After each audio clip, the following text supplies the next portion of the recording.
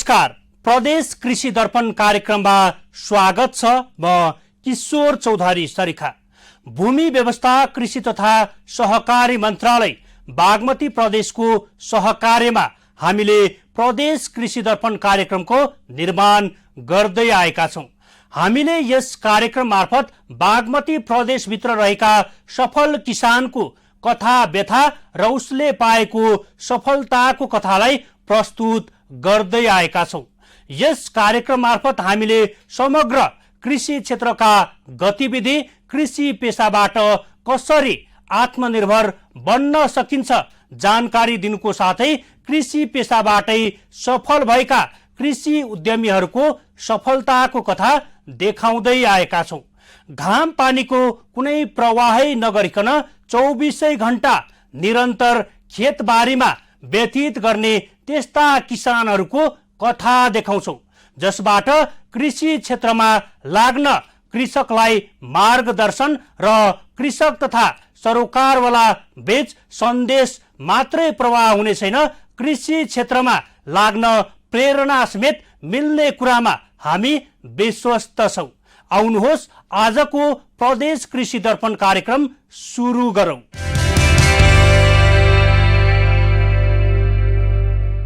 रोशन तामाङ पढ्दा पढ्दै वैदेशिक रोजगारीका लागि खाडी भासिएका एक युवा हुन्। समय परिस्थितिले रोशनलाई रोजगारीका लागि दुबईदेखि द्वन्द्वग्रस्त इराकको मरुभूमिसम्म पुर्यायो। सँगैका साथीभाइ कलेज जान्थे, तर उनी भने पढ्ने र रमाउने उमेरमा परिवारको सपना बोकेर पैसा कमाउन विदेश गए। उनी 3 वर्ष दुबई र 4 वर्ष इराक बसेर नेपाल फर्के।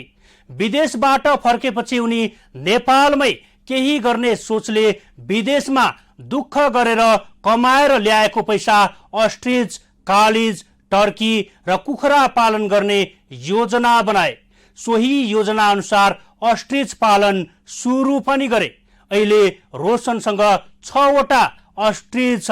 यस्तै कालिज, टर्की र कुखुरा पनि पालेका छन्। अस्ट्रिचलाई दाना भन्दा घाँस बढी चाहिने भएकोले वरिपरिको जग्गामा समेत उनले घाँस रोपेका छन्। एउटा वयस्क अस्ट्रिचले दिनमा 5 किलोसम्म अर्थात् 250 देखि 300 रुपियाँसम्मको दाना र घाँस खान्छ। 9 देखि 14 महिनाको अस्ट्रिच 1 क्विन्टलसम्मको हुन्छ, तर व्यावसायिक रूपमा 14 महिनासम्मको अस्ट्रिच उपयुक्त मानिन्छ। अरू पशुपक्षी खसी, रागा, कुखुरा र माछामा भन्दा कम कोलेस्ट्रोल हुने भएकोले अस्ट्रिचको मासु स्वास्थ्यवर्धक मानिन्छ। यसमा भिटामिन, मिनरल तत्त्वहरू प्रशस्त मात्रामा पाइन्छ। रोशनले कसरी अस्ट्रिच पालेका छन् त लागौं उनको अस्ट्रिच फार्मतर्फ।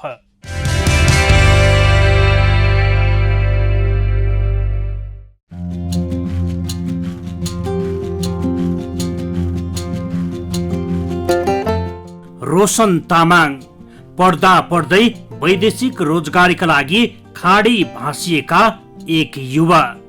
हँसिलो अनि निकै मिजासिलो स्वभावका रोशन आफ्नै देशमा केही गर्छु भन्ने अठोट बोकेका थिए, तर समय परिस्थितिले रोशनलाई रोजगारीका लागि इराकको भूमिसम्म पुर्यायो। अशान्त र द्वन्द्व चर्किएको मुलुक नेपालले रोजगारीका लागि भिसा नदिने देश मध्येको एक हो इराक।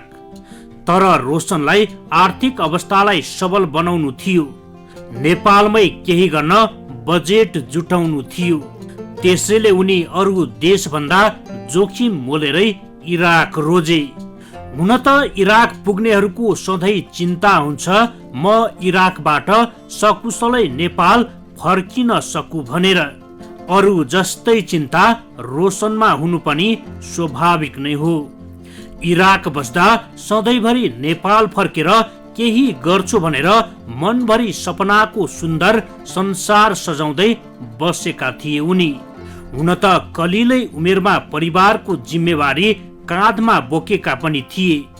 त्यसैले पनि उनी कलिलै उमेरमा आफू सँगैको साथीभाइहरू भन्दा परिपक्व बनिसकेका थिए। उनी सँगैका साथीभाइ कलेज जान्थे, तर उनी भने पढ्ने र रमाउने उमेरमा परिवारको सपना बोकेर पैसा कमाउन विदेश गए। उनी 3 वर्ष दुबई र 4 वर्ष इराक बसेर नेपाल फर्के। विदेशबाट फर्केपछि उनी नेपालमै केही गर्ने सोचले विदेशमा दुःख गरेर कमाएर ल्याएको पैसा अस्ट्रेज, कालेज, टर्की र कुखुरा पालन गर्ने योजना बनाए। सोही योजना अनुसार रोशनले आफ्नो व्यवसाय पनि सुरु गरे। अहिले रोशन 6वटा अस्ट्रिजबाट व्यवसाय सुरु गरेका छन्। उनले निकट भविष्यमै अस्ट्रिजको संख्या बढाउने तयारी गरेको छ। तर जस अब मेरो अनुसार चाहिँ अब अलि नयाँ अब एउटा भनौँ न, अब मैले भाइ तराईमा बुटोलमा गएर हेर्दाखेरि अब अस्ट्रिज फार्म देखेँ होइन। यो अस्ट्रिजलाई मैले एउटा ठाउँमा लगेर कतै गर्न सक्छु कि सक्दिनँ त्यो पहिला बुझेँ। भए गएर उनीहरूसँग म बुझेँ, उनीहरूले बुझ्दाखेरि उनीहरूले भने कि होइन अब यसलाई मिल्छ होइन, हजुरले गर्न सक्नुहुन्छ भने गर्नु उनीहरूले भन्नुभयो। त्यसपछि मैले सुरुमा मात्रामा मैले त्यति बेला अब अनुसन्धानको लागि भनौँ कि अब एउटा मेरो प्र्याक्टिकल भनौँ होइन, अब एउटा जस्तो अब एउटा प्रोजेक्टको रूपमा एउटा उद्देश्यको रूपमा चाहिँ मैले त्यति बेला जम्मा मैले 6वटा लिएर आएँ। 3टा भाले 3टा पोथी ल्याएर मैले यहाँ भक्तपुरमा छिराएँ। अब भक्तपुरमा यो पहिलोचोटि होला यो अस्ट्रिज यहाँ आगो पनि होइन। अब त्यो मैले ल्याएर राख्दाखेरि पनि होइन मेरो त्यसमा भनेको अब त्यसलाई भनेको जस्तो अब हाम्रो यो कुखुरा सुखुरा यो टर्कीहरू अब सानोमा ल्याएर पाल्दा यताउति गर्दाखेरि अब बिरामी हुने होइन, यिनीहरूलाई दाना पानी यस्तो औषधि उदो चलाउनु पर्ने यस्तो हुन्छ होइन। तर अस्ट्रिजको लागि भनेको त्यस्तो छैन। अब मेरो अलि यो 1.5 वर्षको अब भनौँ 17 महिना अब पुरा भयो, 18 महिना छ यो अस्ट्रिज। अब मेरो अब पहिला सानोमा ल्याएको अब त ठुलो भइसक्यो होइन। अब 18 महिनाको उद्देश्यमा चाहिँ अहिलेसम्म न मैले यसलाई औषधि चलाएको छु होइन, न यसलाई दाना पनि मैले त्यति दिएको छैन। यसलाई दिने भनेको मैले बास अब यो हरियो घाँसहरू अब यो अब हिउँदोमा भनेको हरियो घाँसहरू अलिकति अब उत्पादन भएन भने चाहिँ यो परालहरू चाहिँ मैले मिसिनमा काटेर होइन त्यसमा चाहिँ अलिकति थोरै मात्रामा दानाको प्रोटिन चाहिँ मिसाएर त्यसलाई मिक्स गरेर चाहिँ दिने गरेको छु। बुटबलबाट अस्ट्रिजको 6वटा चल्ला ल्याएर हुर्काउन निकै कठिन भएको उनको भनाइ छ। अस्ट्रिजलाई दाना भन्दा घाँस बढी चाहिने भएकोले वरिपरिको जग्गामा समेत उनले घाँस रोपेका छन्। व्यावसायिक रूपमा अस्ट्रिज पालन गर्ने युवाहरूका लागि हावा पानी दाना र अस्ट्रिजलाई लाग्ने रोगहरूको बारेमा जानकारी लिएर मात्र पाल्न उनको आग्रह छ। अस्ट्रिजको छालाबाट जुत्ता र झोला पनि बनाउन सकिन्छ। यसको प्वाँख, छाला, बोसो, अन्डा तथा यसको हड्डी पनि बहुउपयोगी मानिन्छ। एउटा वयस्क अस्ट्रिजले दिनमा 5 किलोसम्म अर्थात् 250 देखि 300 रुपैयाँसम्मको दाना घाँस खान्छ। अस्ट्रिचले दाना भन्दा घाँस धेरै खाने उनको भनाइ छ। कुखुरा पालन जस्तो यो टर्कीहरू पाले जस्तो चाहिँ अब त्यो दानाहरू अब हामीले अब यो हाम्रो अब भनौँ न जस्तो खुलाउनु कुनैलाई प्लेट दाना खुलाउँछ, कुनैलाई मास दाना खुलाउँछ, त्यो कुनै लेस उतो खुलाउँछ होइन, त्यो सबैको उतो। तर अस्ट्रिचलाई त्यस्तो छैन। अस्ट्रिचलाई तपाईँको भनेको दाना पानी भनेको बास यसलाई यो हरियो घाँसपात भयो हुन्छ होइन। हरियो घाँस पानी तपाईँले अब यो गाई बस्तुलाई काटेर दिए त्यसरी दिने चाहिँ होइन कि, तर त्यसलाई पनि काटेर चाहिँ तपाईँको जस्तै अब यो च्याउ खेती गर्नेहरूले जस्तो त्यो पराल काट्छ नि हो त्यसरी नै घाँसलाई पनि काटेर त्यसमा चाहिँ बरु तपाईँले उसको भिटामिन प्रोटिनको लागि अब उसलाई अब अलि मोटाउनको लागि भन्दा तपाईँको प्लेट दाना मास दाना त्यसमा थोरै दानाको मात्रामा थोरै मात्रै तपाईँको जस्तै अब त्यस तपाईँले 1 बोरा घाँस काटेर राख्नुभयो त्यसमा तपाईँले धेरै नभयो भने 1 केजी भनौँ न 1 केजी दाना मात्रै त्यसमा मिक्स गरेर अस्ट्रिचलाई दियो भने जस उसलाई त्यो घाँस पनि उसलाई भयो त्यसमा हल्का उसलाई भिटामिन प्रोटिन भनेको त्यो दानाबाट आउँछ। तर जस अब यो भनेको त हाम्रो कुखुराहरू जस्तो यिनीहरू भनेको जस्तो अब 3 महिना 4 महिना पालेर बेच्ने होइन 6-7 महिना जस्तो अब टर्कीहरू अब भनौँ न वर्ष दिनसम्म राखेर बेच्ने भने जस्तो यो त त्यस्तो होइन। अस्ट्रिचको मासुका लागि बजारको कुनै समस्या नभएको रोशनको भनाइ छ। उपत्यकामा अस्ट्रिचको मासुको माग अनुसार व्यवसाय विस्तार गर्ने उनको योजना छ। 9 देखि 14 महिनाको अस्ट्रिच 1 क्विन्टलसम्मको हुन्छ, तर व्यावसायिक रूपमा 14 महिनासम्मको अस्ट्रिच उपयुक्त मानिन्छ। 80 वर्ष आयु र 50 वर्षसम्म उत्पादन दिन सक्नु नै यसको व्यावसायिक आकर्षण हुने उनले बताए।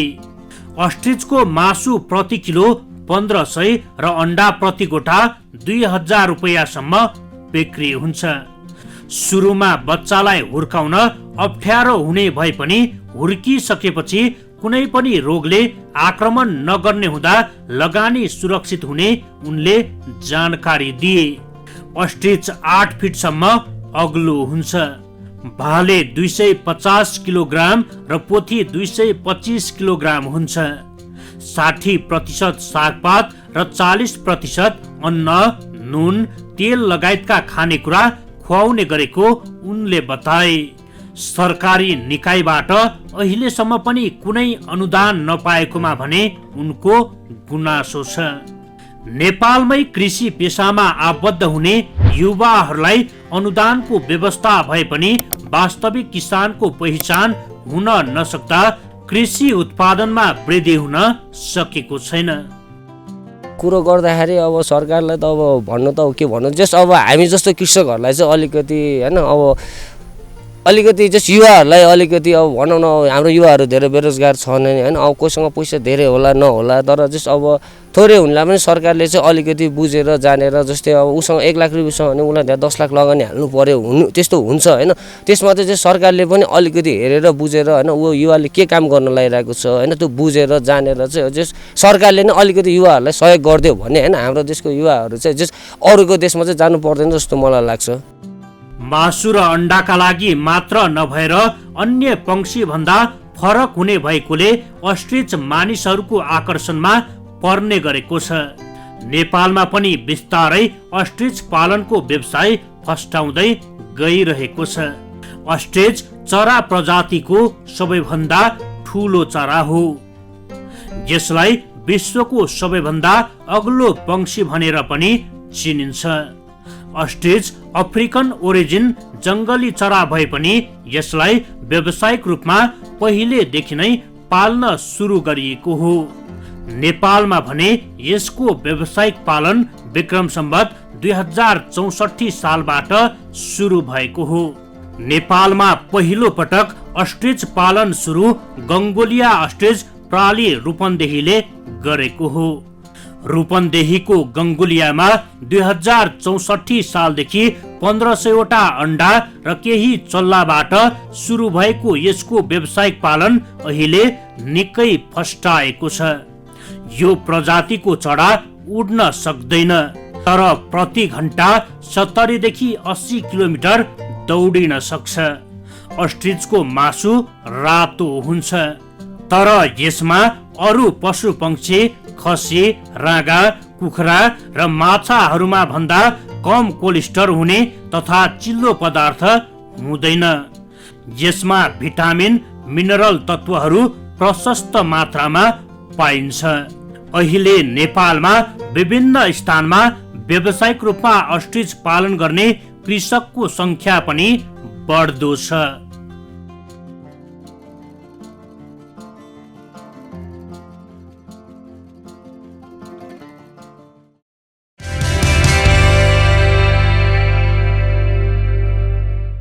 अहिले नेपालमा विभिन्न स्थानमा व्यावसायिक रूपमा अस्ट्रिच पालन गर्ने कृषकको संख्या पनि बढ्दो छ। रोशन विदेशी भूमिमा तप तपी पसिना चुहाएर कमाएर ल्याएको पैसा आफ्नै माटोमा लगानी गरेका छन्। पढाइ गर्ने बेलामा विदेश हानिएका रोशन अहिले आफ्नो व्यवसायबाट पूर्ण रूपमा सन्तुष्ट छन्। उसले विदेशी भूमिमा गर्ने परिश्रम भन्दा कम परिश्रम गरेरै विदेशमा गर्ने आमदनी भन्दा दोब्बर आमदनी गर्दै आएका छन्। आशा छ हाम्रो सानो प्रयासले तपाई कृषक दाजुभाइ दिदी बहिनीहरूलाई कृषिमा लाग्न थप हौसला र प्रेरणा मिल्नेछ। आज हामी भूमि व्यवस्था कृषि तथा सहकारी मन्त्रालय बागमती प्रदेशको सहकार्यमा प्रदेश कृषि दर्पण कार्यक्रम तयार पारेका थियौं। हवस् त आजलाई यति नै। अर्को नयाँ सफलताको कथा लिएर पुनः उपस्थित हुने नै छौं। त्यतिन्जेलसम्मका लागि बिदा दिनुहोस्। कृषि टेलिभिजन हेर्दै गर्नुहोला। जय कृषि, जय किसान, समृद्ध कृषि नेपालको शान।